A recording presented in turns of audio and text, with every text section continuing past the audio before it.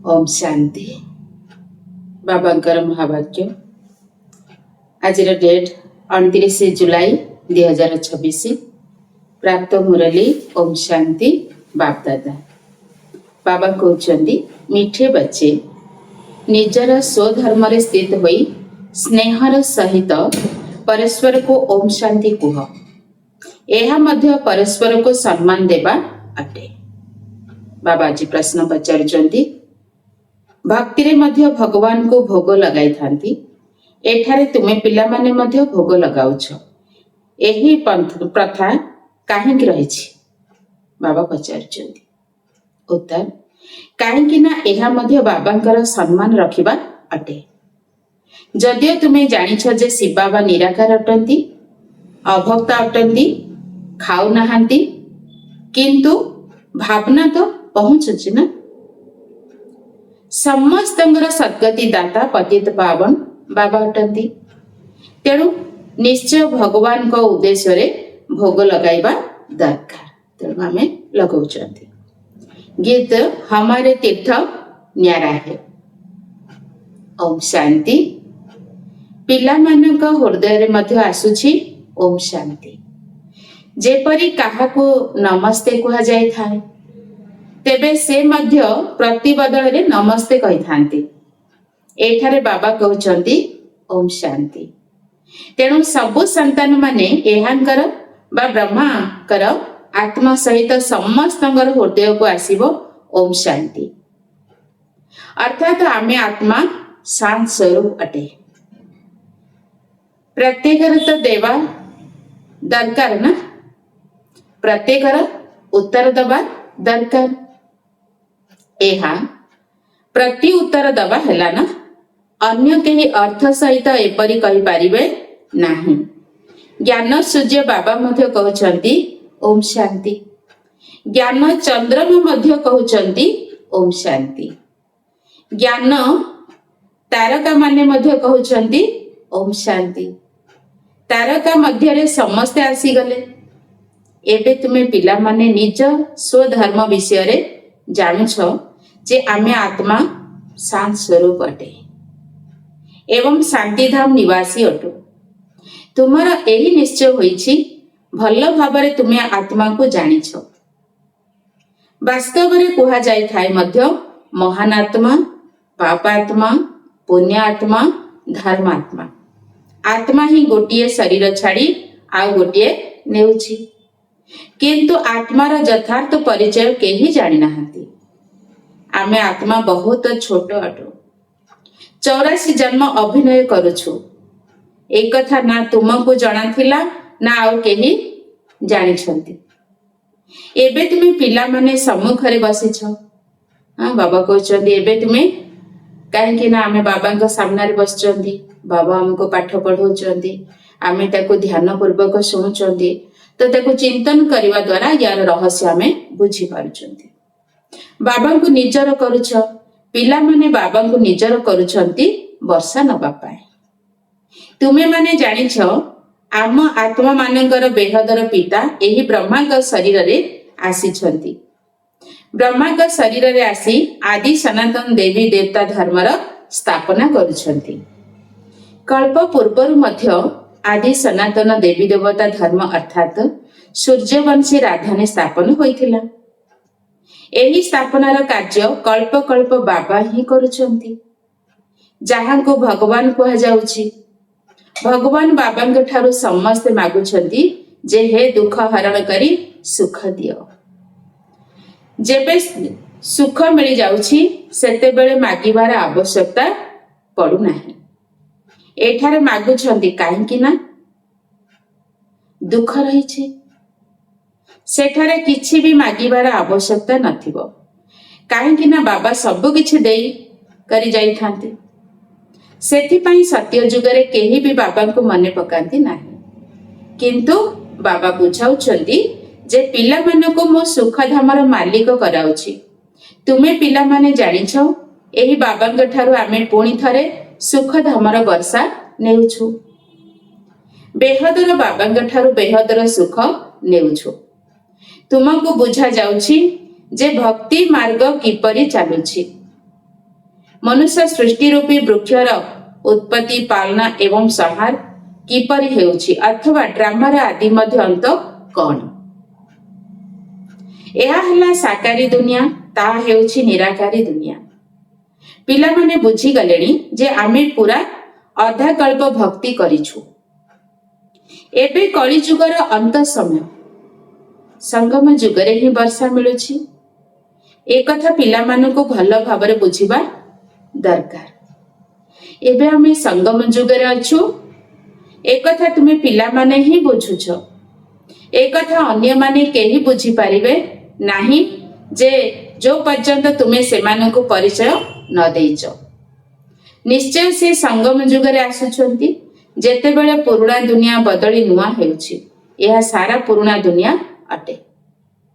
ଏହାକୁ ଲୌହ ଯୁଗ କୁହାଯାଉଛି। ଏକଥା ମଧ୍ୟ ଜାଣିଛ, ପ୍ରଥମେ ପ୍ରଥମେ ସାରା ଦୁନିଆରେ ଗୋଟିଏ ହିଁ ଧର୍ମ ଥିଲା।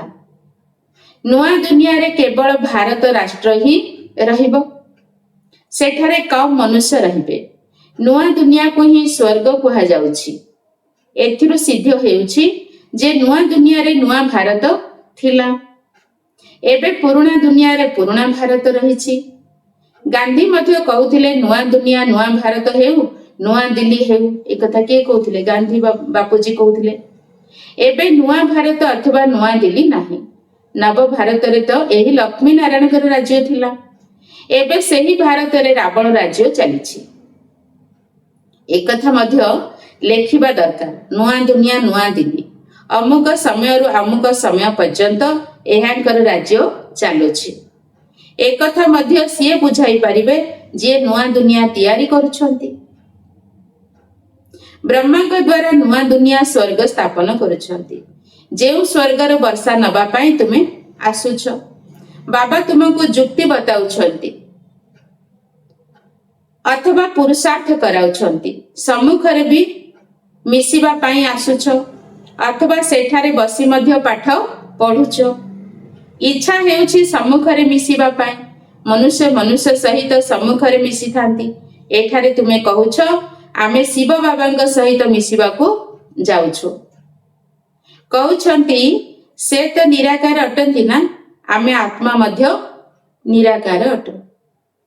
ଆମେ ମଧ୍ୟ ଏଠାକୁ ଅଭିନୟ କରିବାକୁ ଆସୁଛେ ନା। ଯାହାଙ୍କର ନାମ ଅଛି ସେ ନିଶ୍ଚୟ ପାଠଧାରୀ ମଧ୍ୟ ଅଟନ୍ତି। ଭଗବାନଙ୍କର ମଧ୍ୟ ନାମ ଅଛି ନା। ନିରାକାର ଶିବଙ୍କୁ ହିଁ ଭଗବାନ କୁହାଯାଉଛି।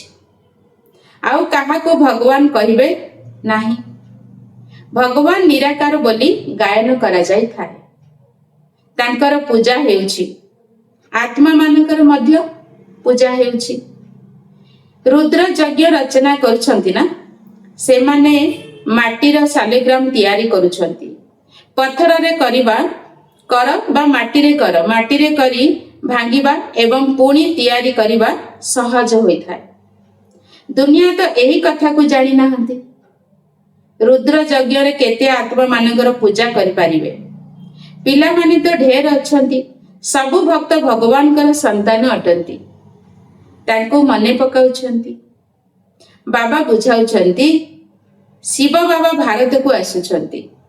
ତୁମେ ଅଳ୍ପ କେତେକ ସନ୍ତାନ ତାଙ୍କର ସାହାଯ୍ୟକାରୀ ଈଶ୍ୱରୀୟ ସେବାଧାରୀ ହେଉଛ।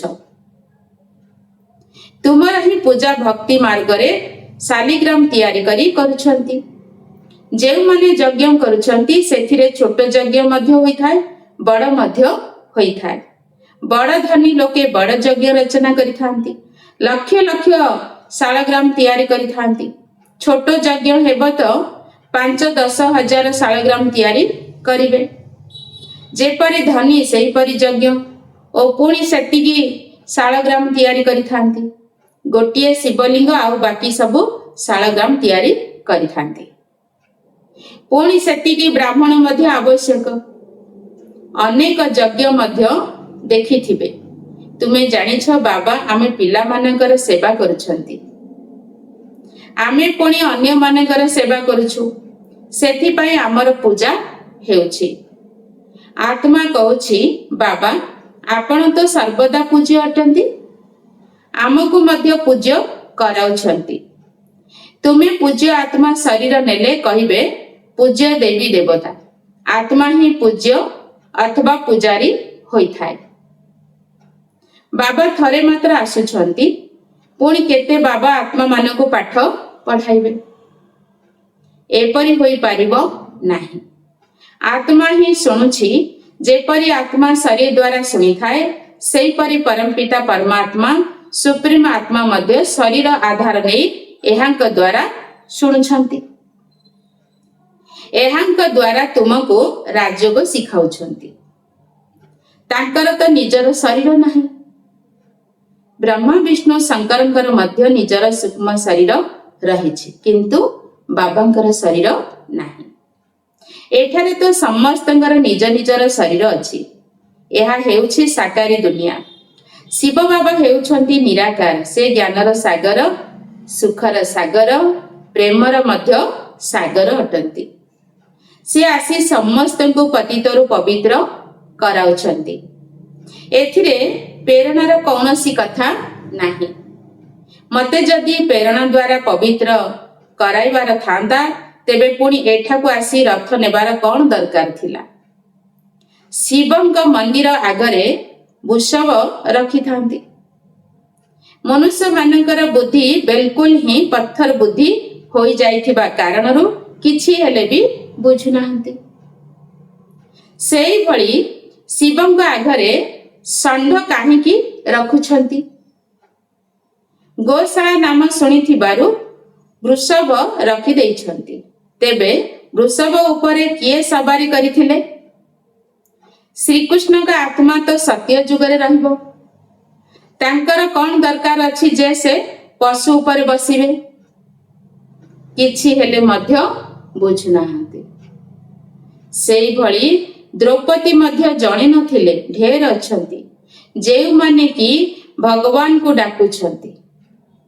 सेमाने तो गोटिए नाटक करि देइछंती जे श्रीकृष्ण साड़ी देई चालिले, किंतु एहार अर्थ किछि हेले बुझु नाहंती। एबे तुमे माने जानुछ, तुमे 21 जन्म पाई नग्न हेबो नाही।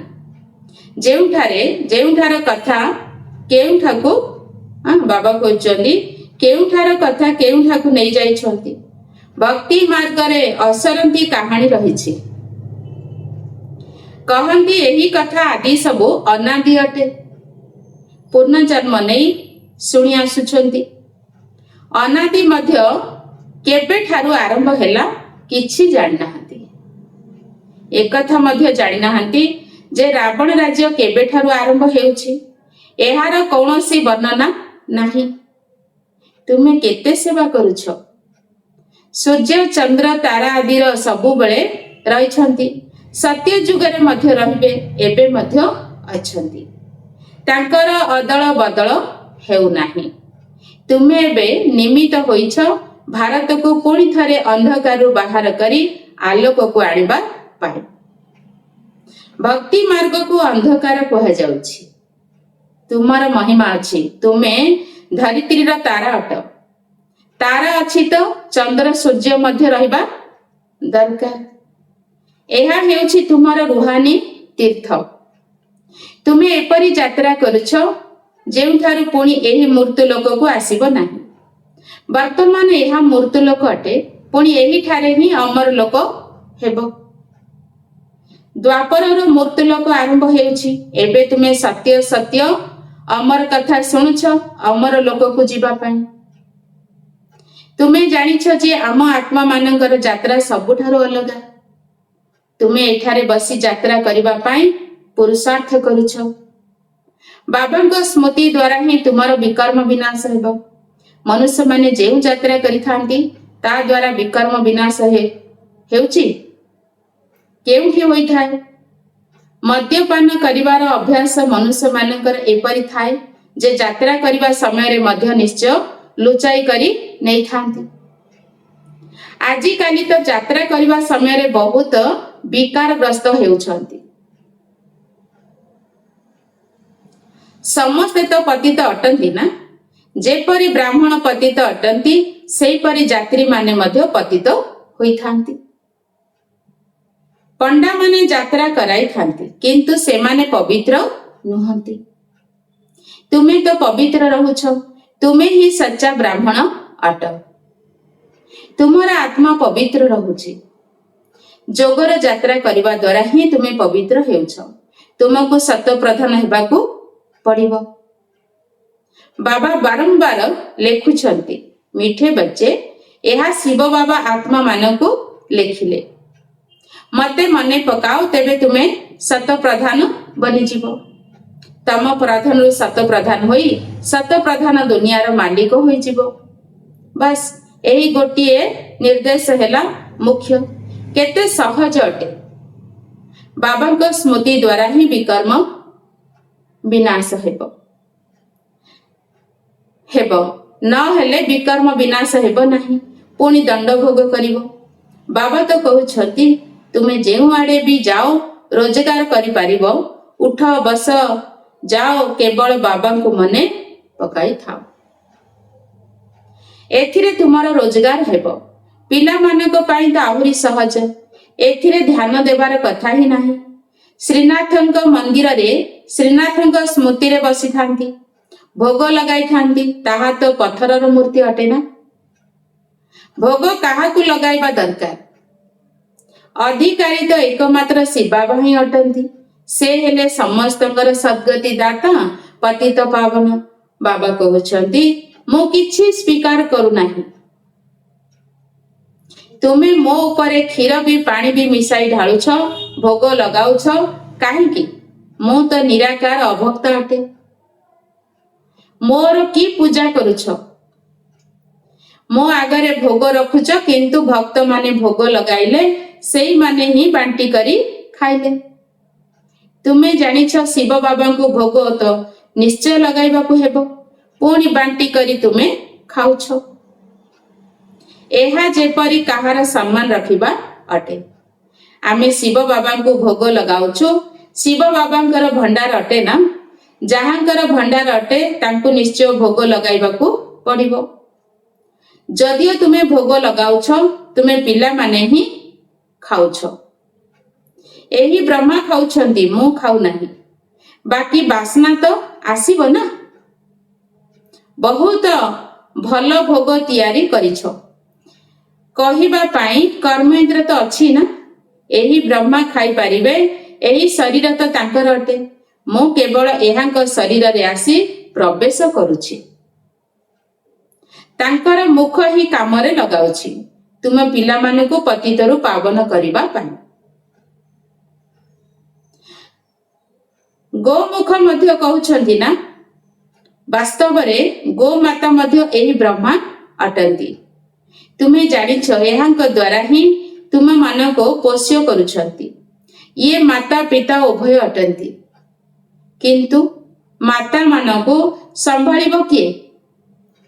ତେଣୁ ଡ୍ରାମାର ଯୋଜନା ଅନୁସାରେ ସରସ୍ୱତୀକୁ ନିମିତ୍ତ ରଖାଯାଇଛି।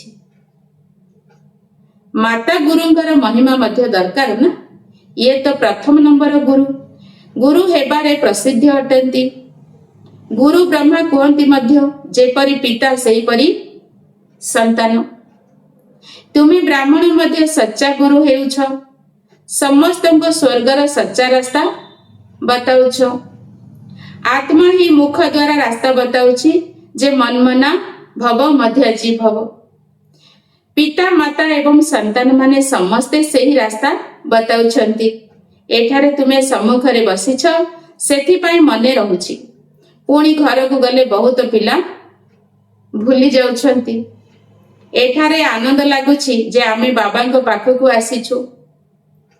ବାବା କହୁଛନ୍ତି, ତୁମେ ସ୍ୱଦର୍ଶନ ଚକ୍ରଧାରୀ ହୋଇ ଏହି ଉପାୟ ବତାଅ କି ମୁକ୍ତିଧାମକୁ ବାବାଙ୍କୁ ଏହି ସ୍ୱର୍ଗକୁ ମନେ ପକାଅ। ମୁକ୍ତିଧାମକୁ ବାବାଙ୍କୁ ଏବଂ ସ୍ୱର୍ଗକୁ ମନେ ପକାଅ। ଆଚ୍ଛା, ମିଠା ମିଠା ଶିଖିଲ ଦେ ସନ୍ତାନ ମାନଙ୍କ ପ୍ରତି ମାତ ପିତା ବାପ ଦାଦାଙ୍କର ମଧୁର ସ୍ନେହ ସମ୍ପୂର୍ଣ୍ଣ ଶୁଭେଚ୍ଛା ଏବଂ ସୁପ୍ରଭାତ। ଆତ୍ମିକ ପିତାଙ୍କର ଆତ୍ମିକ ସନ୍ତାନ ମାନଙ୍କୁ ନମସ୍ତେ। ନମସ୍ତେ ବାବା, ନମସ୍ତେ। ଧାରଣା ପାଇଁ ମୁଖ୍ୟ ସାର। ପ୍ରଥମ ପଏଣ୍ଟ, ପରସ୍ପର ମଧ୍ୟରେ ଜଣେ ଅନ୍ୟ ଜଣଙ୍କୁ ଅଥବା ବାବାଙ୍କୁ ଯଥାର୍ଥ ସମ୍ମାନ ଦେବାକୁ ହେବ।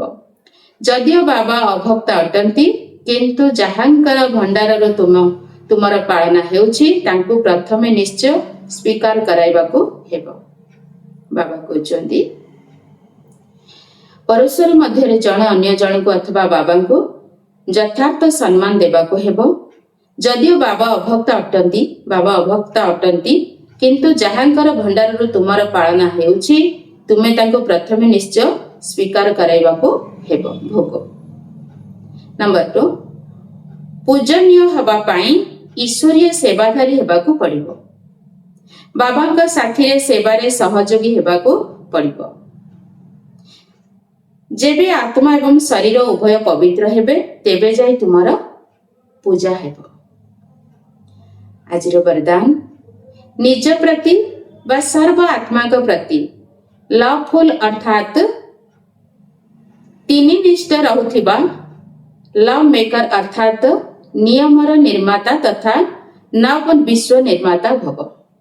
ବାବା ଆଜି କହୁଛନ୍ତି ନିଜ ପ୍ରତି ବା ସର୍ବ ଆତ୍ମାଙ୍କ ପ୍ରତି ଲଭଫୁଲ ଅର୍ଥାତ୍ ନୀତିନିଷ୍ଠ ରହୁଥିବା ଲଭ୍ ମେକର ଅର୍ଥାତ୍ ନିୟମର ନିର୍ମାତା ତଥା ନବ ବିଶ୍ୱ ନିର୍ମାତା ଭବ। ଯେଉଁମାନେ ନିଜ ପ୍ରତି ନୀତିନିଷ୍ଠ ରହିଥାନ୍ତି ସେମାନେ ଅନ୍ୟମାନଙ୍କ ପ୍ରତି ମଧ୍ୟ ନୀତିନିଷ୍ଠ ରହିପାରିବେ।